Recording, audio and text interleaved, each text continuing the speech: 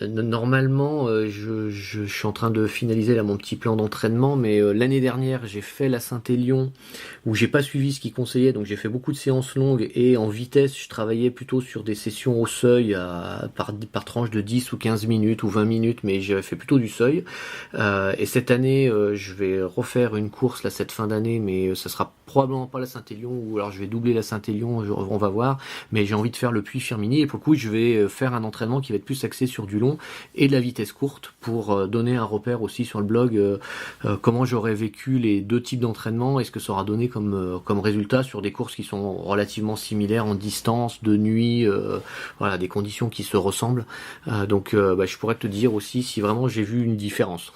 Parce que c'est effectivement moi quand je fais du long et que je faisais la montagne, je faisais beaucoup de séances longues comme toi, quoi. Vitesse plutôt lente. Parce que c'est ce qu'on se dit de toute façon. Bah on ouais. se dit, on pense que Mais si on va courir longtemps, autant s'habituer à courir longtemps tout c'est de ça. suite. C'est d'être dans la vitesse Mais spécifique, quoi. c'est important d'avoir la vitesse aussi. C'est, donc, et alors, ça ressemblait à quoi ton type d'entraînement? Tu t'entraînais de quoi, 3 fois par semaine? Alors quand je pouvais, c'était 3 fois, Ouais, d'accord. voire 4.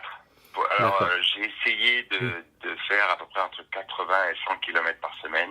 D'accord. Mais bon, c'était un petit peu compliqué. Ouais, Je c'est me beaucoup. suis fait Hein, à peu près 2 ou 3 week-end chocs. ouais, Donc c'était des week-ends à peu près 110, 120 km à peu près. d'accord. Donc c'était à peu près 25 le vendredi, 50, 55 le samedi et à peu près 25-30 le dimanche.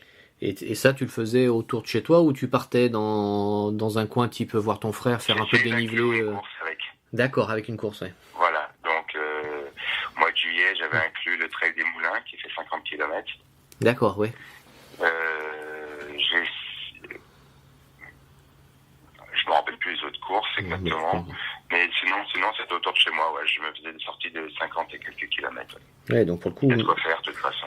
Donc malgré tout, le dénivelé en montagne, j'allais dire montagne pure, t'en as quasiment pas fait, ou cet été t'étais un peu parti en montagne? Non, tes vacances c'était au moment de l'UTMB.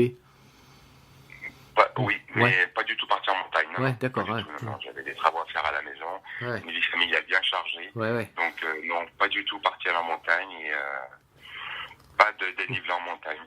J'ai couru un petit peu aux alentours de Saint-Étienne avec mon frère et on a fait un petit peu des sorties à 400 et 800 je crois, de dénivelé à peu près.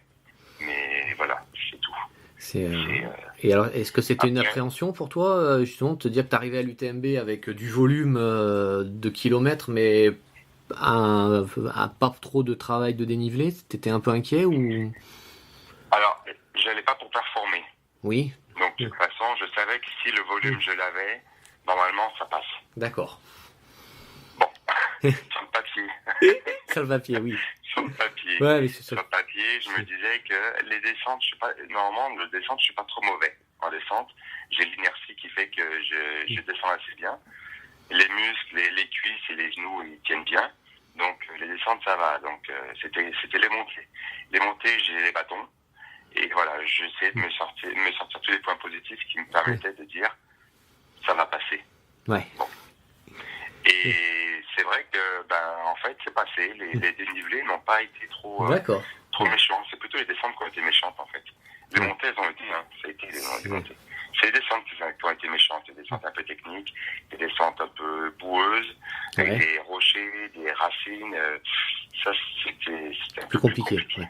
Et quand tu t'entraînais en préparation, tu t'étais entraîné à marcher avec les bâtons ou t'avais pas testé, non? Non.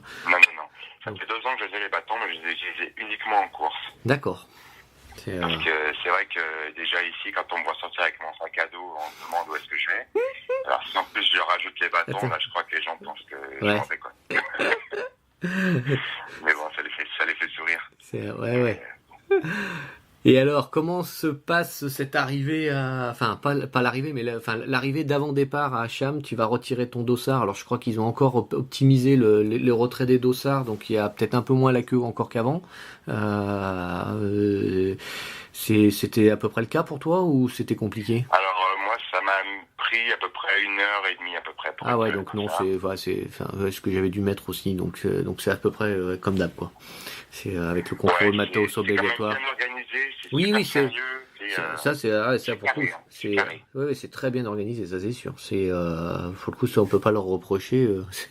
Là-dessus, tu sais où tu dois aller. Ils te disent qu'ils te contrôlent le matériel obligatoire, ils le contrôlent. Enfin, ouais, il y a pas là-dessus, Oui, on avait la liste avec le ouais. matériel obligatoire et puis un choix aléatoire de matériel à montrer. C'est ça. Alors moi, j'avais que 4 choses à montrer. Hier, j'ai vu sur une vidéo de Vincent Godin qui a participé à l'UTMB aussi et qui a montré justement son retrait des dossards. Et lui, je crois qu'il avait au moins 8 ou 9 choses à montrer. Alors, bon, moi j'en avais que 4. J'avais la veste. Alors par contre, je pense que la veste, elle passe systématiquement à chaque fois. les contrôles. Ouais, Celle-là, c'est vraiment l'objet, la chose qui vérifie en priorité, c'est la veste. Et puis alors, il la vérifie bien comme il faut. C'est costaud. Il laisse rien passer. Le moindre accroc, la moindre couture étanche qui est dessoudée, alors là, ça passe pas. Ah ouais. Ils savent quand. là-dessus. Ouais, pour coup, c'est un des éléments de sécurité. La veste, le sac à dos, le téléphone et les lampes frontales. Ouais, d'accord. Donc voilà, j'ai eu juste un souci avec une lampe frontale parce que c'est une lampe chinoise qui fonctionne avec des batteries type batterie de cigarette électronique. Ouais. Depuis qu'elle a mis ces batteries-là. Ils n'en avaient pas de rechange. Mais moi, parce qu'elles sont rechargeables, donc je les recharge avec mes powerbank. Donc j'ai 2 lampes frontales, donc une Decathlon, une chinoise et 2 powerbank. Mais non, pour eux, ça n'allait pas. Donc il fallait que j'achète une 3e lampe. Ah merde. Et voire même une 4e pour pallier ces 2 lampes d'accord. rechargeables. Donc tu as dû ressortir du truc, aller racheter une lampe et revenir... En fait, non, ils m'ont quand même validé. D'accord. En me faisant confiance. Ah, voilà. Ok. Ils m'ont dit, bon, pour la lampe chinoise, vous vous débrouillez pour en avoir une pour autre. nous trouver une 2e lampe de rechange qui fonctionne avec des piles. Et puis pour l'autre lampe, n'importe quelle lampe fera l'affaire. D'accord. Et en fait, il est vrai que mon powerbank, une petite LED dessus, et ils m'ont dit que ça passait. C'est un peu ridicule, mais c'est comme ça. Bon. Et du coup, je suis allé m'acheter une petite Black Diamond chez Ravanel à 40 €, une 300 lumens. Je me suis dit, celle-là, elle me servira.